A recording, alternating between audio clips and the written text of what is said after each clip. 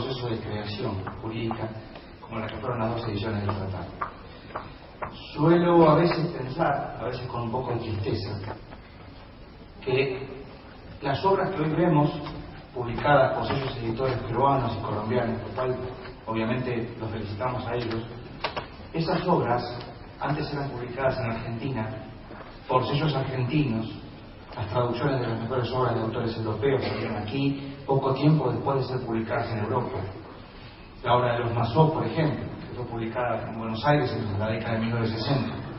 A veces con un poco de tristeza uno ve que ese tipo de obras son publicadas hoy en Colombia o en Perú, lo cual no nos preocupa por ellos, pero sí nos preocupa por nosotros.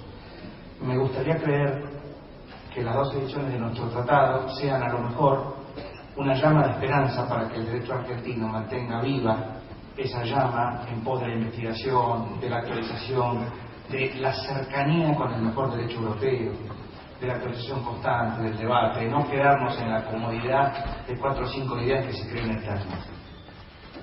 Y simplemente, a lo mejor habría que recordar siempre aquella frase del maestro, del gran jurista catalán, José Puig Brutau, que decía que no existen normas eternas, sino existen ideas jurídicas eternas.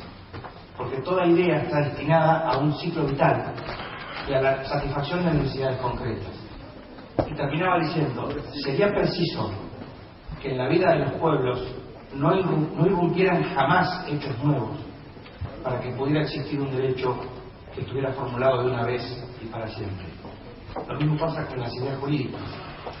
Las ideas jurídicas, por poco estudias que estén, son sometidas a la prueba de los hechos sobrevinientes que los autores no pudieron tener en cuenta. Por eso hay que seguir actualizando permanentemente. En definitiva, nos quedamos con el consejo del maestro Couture, uno de los mandamientos del abogado, que dice que uno debe actualizarse permanentemente, porque quien deja de actualizarse es cada día un poco menos abogado. Esperemos que nuestra obra simplemente les aliviane un poco el camino, les haga más fácil esa actualización en la materia que nosotros tratamos, y la verdad, simplemente manifestar la gratitud de nosotros los autores hacia los colaboradores que nos han acompañado. Hemos tenido esta vez al maestro Letourneau, otra vez con nosotros, un capítulo magnífico a cargo de Denis Masó, que hace un análisis del anteproyecto catalán, la reforma del Código Civil francés. Nos han acompañado otros colaboradores como Lidia Garrido, como Carolina Pasarín, como Mario Vivas, como Jorge Dorrel Delgado, el caso de Daniel Meremans, es decir, algunos que me voy a olvidar con toda seguridad, pero que todos están absolutamente impecables en sus elaboraciones y sus aportes a la obra. Simplemente muchas gracias a todos y queremos testimoniar el eterno agradecimiento del maestro Pedro Fresas y de quien habla hacia todos nuestros lectores que nos han seguido con una devoción infinita. Gracias a todos.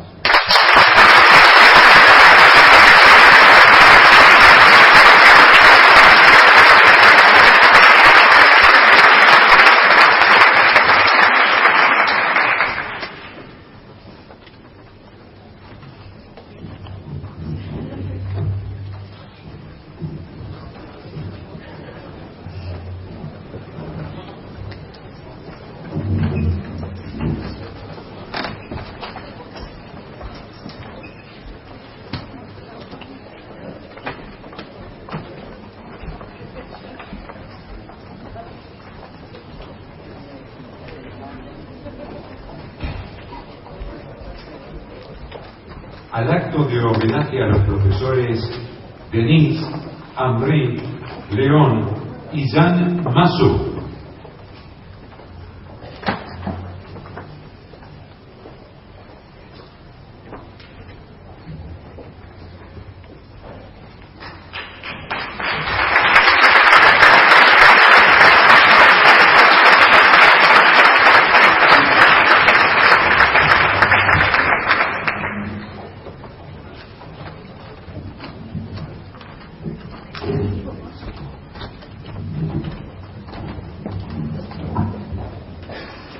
En primera instancia, hará uso de la palabra la señora profesora de la Pontificia Universidad Javeriana de Bogotá y discípula del profesor Denis Masó, la profesora Mariana Bernal Pandiño. Muchas gracias. Quisiera aprovechar este espacio para agradecer al profesor Denis Masson por haber aceptado la invitación a este congreso.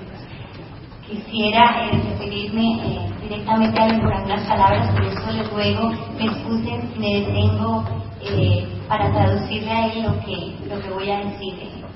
Trataré de hacerlo lo más corto posible para no abusar de su tiempo. Je voulais vous remercier, mon cher professeur Denis Masson, pour avoir accepté cette invitation de joindre dans ce congrès.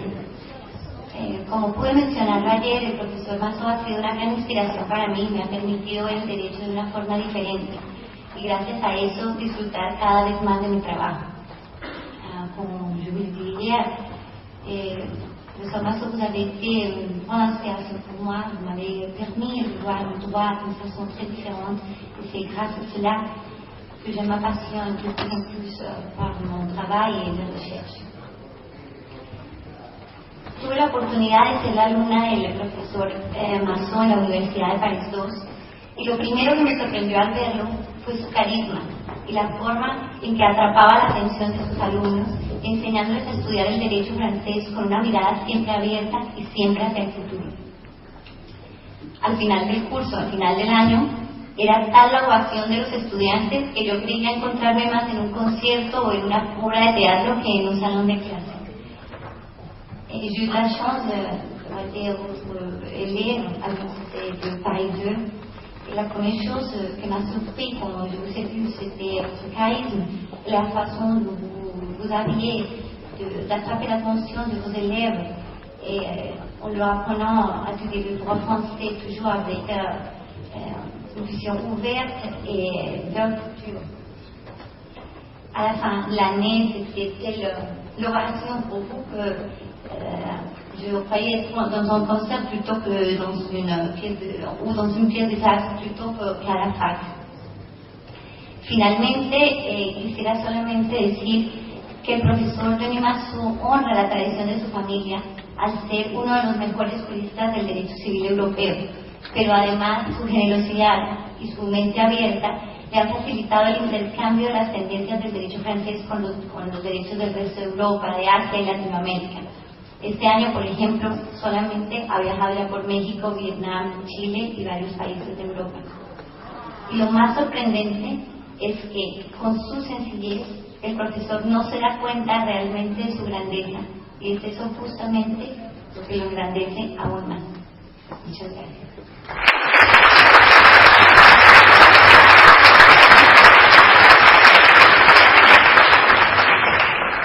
Seguidamente escucharemos el mensaje del doctor Marcelo López Mesa, presidente de este Congreso Europeo Americano de Derecho Civil.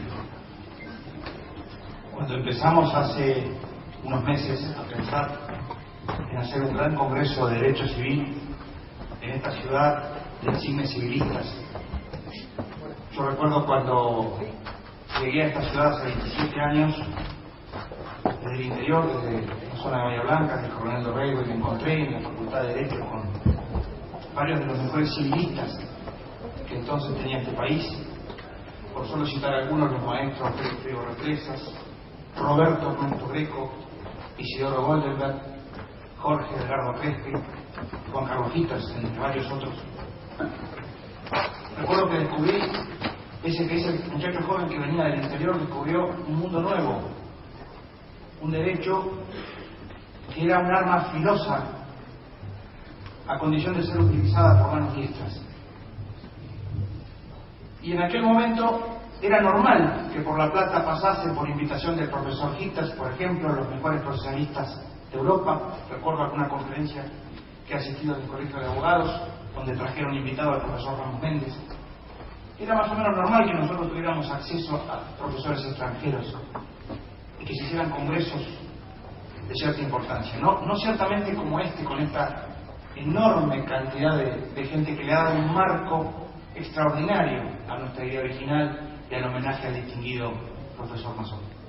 Pero cuando empezamos a pensar en este congreso, ni remotamente se nos ocurrió que podíamos llegar a convocar a este verdadero gentío, a esta verdadera muchedumbre que ha colmado, que encima, además de colmar esta sala, la ha mantenido colmada durante larguísimas horas de desarrollo de estos paneles. Así que realmente nosotros lanzamos una invitación, una convocatoria al público para homenajear al maestro francés, y en definitiva son ustedes que llenan estas butacas los que en definitiva con su presencia están homenajeando. Nosotros simplemente hemos hecho la invitación y simplemente nos toca poner en un contexto 2 o 3 ideas como para que el homenaje al gran maestro no pase desapercibido en algunas cuestiones esenciales. En primer lugar, debo decir que esta cuna, esta tierra de civilistas, varios de los mejores civilistas que ha dado el país a la lengua de habla castellana han integrado la Corte Suprema de Justicia, las cámaras de apelaciones de La Plata, las cátedras de la Universidad de La Plata. De modo tal que este es el lugar ideal para homenajear a una persona con los ribetes de gloria que tiene el maestro Mazó.